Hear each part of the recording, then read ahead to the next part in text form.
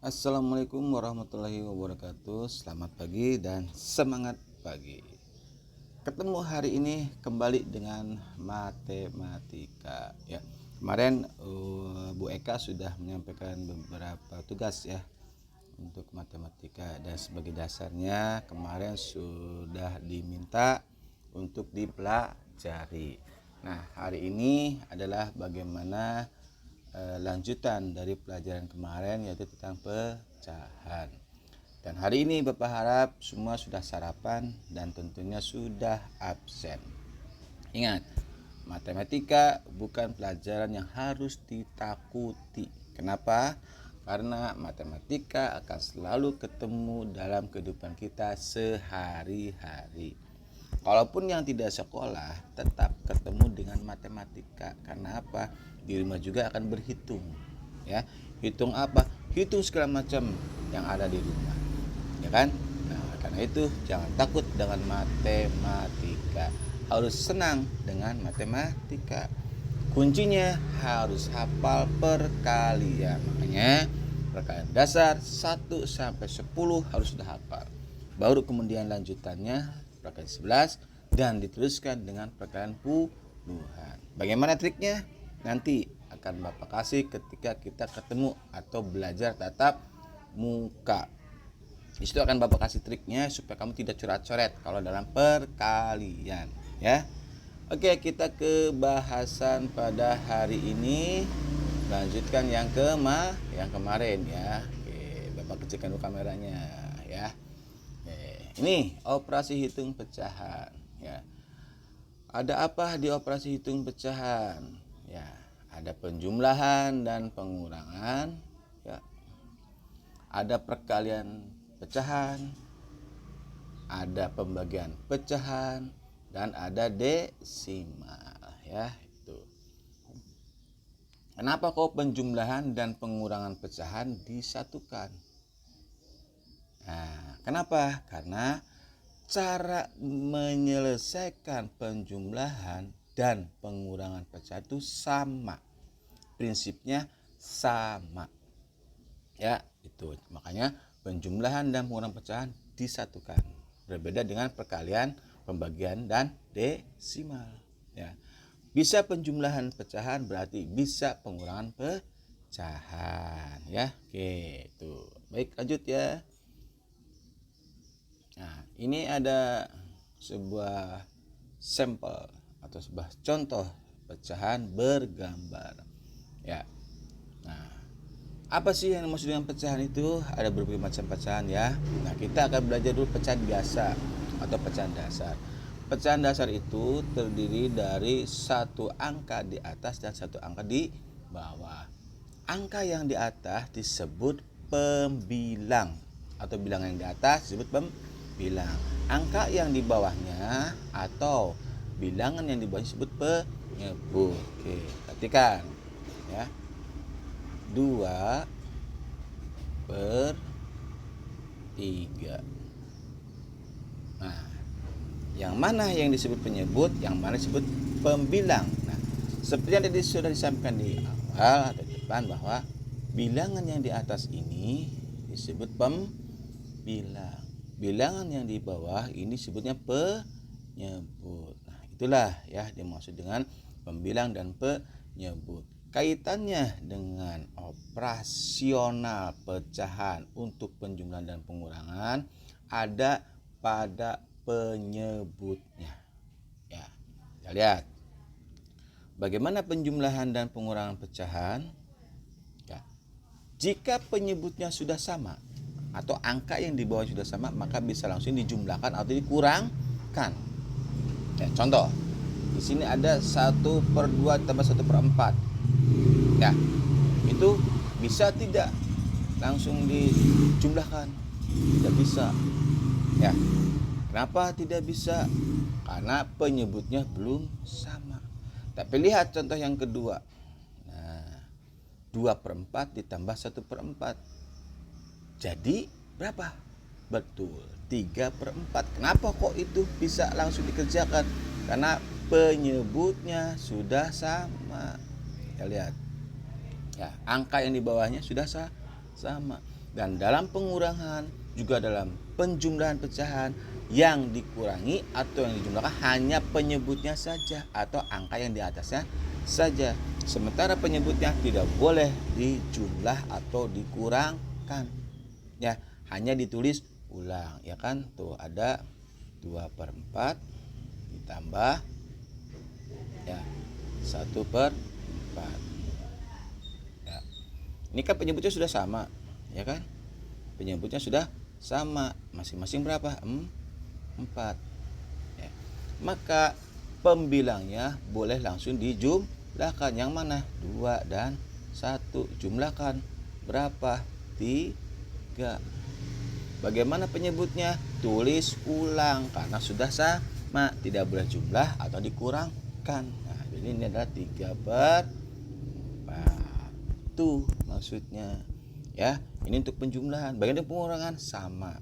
Ya, sama penjumlahan dan pengurangan pecahan. Oke. Nah, sekarang untuk pecahan bergambar ya. Pecahan bergambar. Kita lihat nih pecahan bergambar.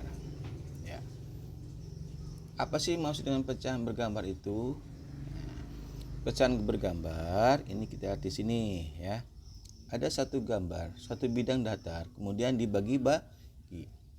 Pembagiannya kita lihat di sini ada 2. 1 dari 2 berarti ditulis bagaimana? Kalau 1 dari 2 berarti 1/2 atau setengah. Paham? Balik lagi. Jika ada sebuah gambar ya, sebuah bangun datar ini dipecah menjadi 2, maka pecahannya adalah 1 dari 2 ya. 1 dari 2 maka 1/2. 1 bagian dari 2 bagian atau setengah. Tuh. Ya. Nah, kemudian yang berikutnya. Di sini ada bidang datar. Kemudian dibagi-bagi menjadi 4. 1 2 3 4. Bagaimana bentuk pecahannya? 1 bagian dari 4 bagian. Jadi 1/4. Ya. 1 bagian dari 4 bagian, maka ini adalah 1/4. Ini bentuk pecahannya. Berikutnya. Di sini ada lagi ya sebuah bangunan datar atau bangun datar. Ketika sudah dibagi 2 ya, sudah dibagi 2 bagian, tiba-tiba dibagi lagi masing-masing 1 ya. Dari 2 bagian itu masing-masing dibagi lagi ya. Yang 1 dipecah lagi 1, yang 1 dipecah lagi 1. Jadi ada berapa? Ada 4. Bagaimana bentuk pecahannya? 1 2 3 4. Maka 1 dari 4 bagian atau 1/4. Bentuk awalnya seperti ini, utuh, dipecah menjadi 2. Dari 2 ini yang 2 dipecah lagi 2 ya, 1 dipecah. Jadi ada 4. Maka pecahannya adalah 1/4. Ya. Tuh, oke, paham sampai di sini? Paham dulu ya, nanti ketemu tatap muka untuk jelasnya. Oke. Next ya. Oke. Ini ya. Nah, coba diisi ya seperti kemarin perintah Bu Eka. Nah, ini ya. Oke, Bapak kasih tahu ya, Bapak. Yang diarsir itu artinya untuk pembilang ya. Yang diarsir untuk pembilang. Bapak ulangi, yang diarsir atau yang diwarnai adalah untuk pembilang. Nah, jadi ini pecahan berapa, ini pecahan berapa, ini pecahan berapa, ini pecahan berapa, dan sampai semuanya ini terbentuk ya, pecahan berapa. Paham? Oke, coba diisi di kotak-kotaknya, dibuat di buku matematika dan diisi. Ini penjumlahan. Ingat tadi, kalau penjumlahan penyebutnya harus sama, baru bisa dijumlahkan pembilangnya atau bilangan yang di atasnya. Nah, di sini caranya bagaimana menjumlahkan pecahan jika penyebutnya tidak sama atau belum sama. Ya, kita lihat cara menyelesaikan penjumlahan atau pengurangan pecahan yang penyebutnya belum sama, maka bisa menggunakan KPK atau kelipatan. Ya, bisa menggunakan KPK, juga bisa menggunakan kelipatan. Apa yang dimaksud dengan KPK? Sudah belajar ya di kelas 4 ya. Kita nanti ulas lagi. Bagaimana dengan kelipatan? Kita belajar yang mudah dulu, yaitu kelipatan. Ya, oke. Kelipatan itu misalnya ada 2. Kelipatan 2, berarti setelah 2 berapa? Betul, 4. Setelah 4? Iya, betul, 6. Setelah 6? Betul, 8. Dan seterusnya. Ini namanya kelipatan. Berikutnya, jika kemudian ada 5. Kelipatan 5, berapa setelah 5? Iya, 10. Setelah 10? Iya, betul, 15. Setelah 15, kelipatan berikutnya berapa? Betul, pinter, 20 dan seterusnya. Jadi kelipatan itu loncat 5. Ya, tuh, paham? Kalau 5, kalau 3 ya loncat 3. Kalau 2 loncat 2. Dan seterusnya, tergantung angka atau bilangan, yaitu ya untuk kelipatan. Jadi kelipatan bisa untuk mencari KPK atau untuk bukan mencari KPK. Kelipatan bisa untuk mencari angka yang sama untuk penyebut. Kenapa? Penjumlahan dan pengurangan tidak bisa dijumlahkan, tidak bisa dikurangi jika penyebutnya belum sama atau tidak sama. Contoh di sini ya. Di sini ada contohnya. 2/3 ya ditambah 1/4. 2/3 tambah 1/4. Penyebutnya 3 dan 4 tidak sama, maka harus dicari terlebih dahulu supaya sama. Ya, oke, kita lihat dengan cara kelipatan supaya jelas. Ya. Dengan cara kelipatan kita lihat di perkalian 3. Jadi kelipatan itu perkalian atau angka yang ada di perkalian masing-masing. Di 3 ada, di 4 ada. Ya, kita lihat. 3. Setelah 3 ada 6. Setelah 6 ada 9. Setelah 9 ada 12, ada 15, 18, 20 dan 24 dan seterusnya. Inilah perkalian 3. Makanya harus hafal ya perkalian dasarnya. Dan di kelipatan 4 atau perkalian 4 ya, kelipatan 4 atau perkalian 4. Setelah 4 ada 8, 12, 16, 20, 24 dan seterusnya. Dan lihat yang sama. Yang mana? Yang 12 dan 24. Lalu pilih yang mana? Boleh yang mana saja. Tapi ada yang terbaik, yaitu yang paling dekat atau yang paling kecil. Yang mana? Nah, berarti yang 12 ya, nih. Ya. Yang 12, yang terkecil atau terdekat. Nah, itu yang digunakan. Paham? Oke, setelah paham, mari kita kerjakan. Ya, kita kerjakan ya.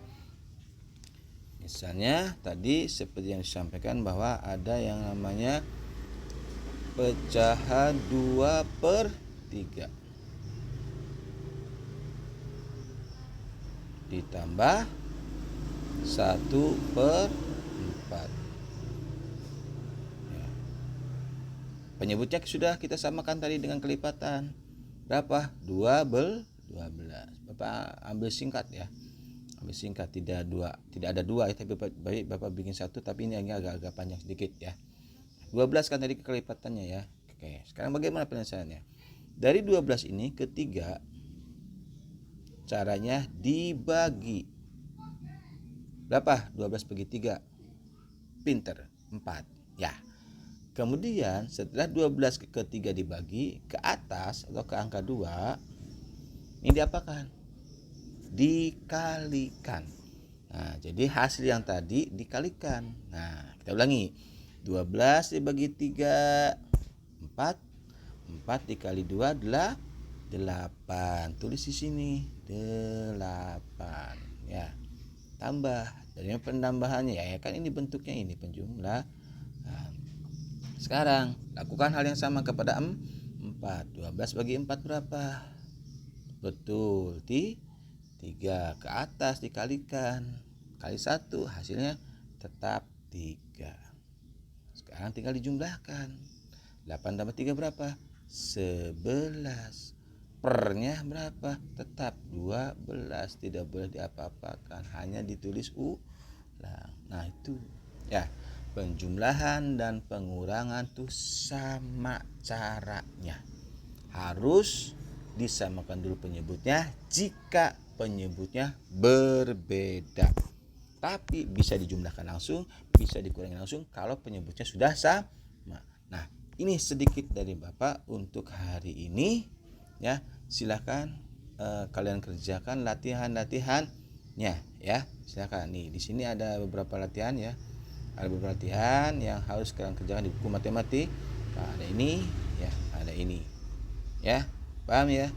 Ngerti? Harus kerjakan di buku matematika ya. Untuk ini nanti lagi. Yang jelas tadi dulu ya, yang Bapak perintahkan untuk coba kerjakan yang kemarin Bu Eka ya. Yang tadi, yang sebelumnya itu yang bergambar, dan yang ini ya. Ya, yang ini. Oke. Sampai sini dulu ya, sedikit dulu, jangan banyak-banyak ya, biar nggak puyeng karena mengawali. Insya Allah Sabtu kita ketemu di sekolah ya. Sehari Sabtu kita ketemu di sekolah untuk tatap muka khusus matematika. Tetap semangat, belajar tetap semangat, dan jaga kesehatan. Sampai ketemu nanti. Wassalamualaikum warahmatullahi wabarakatuh.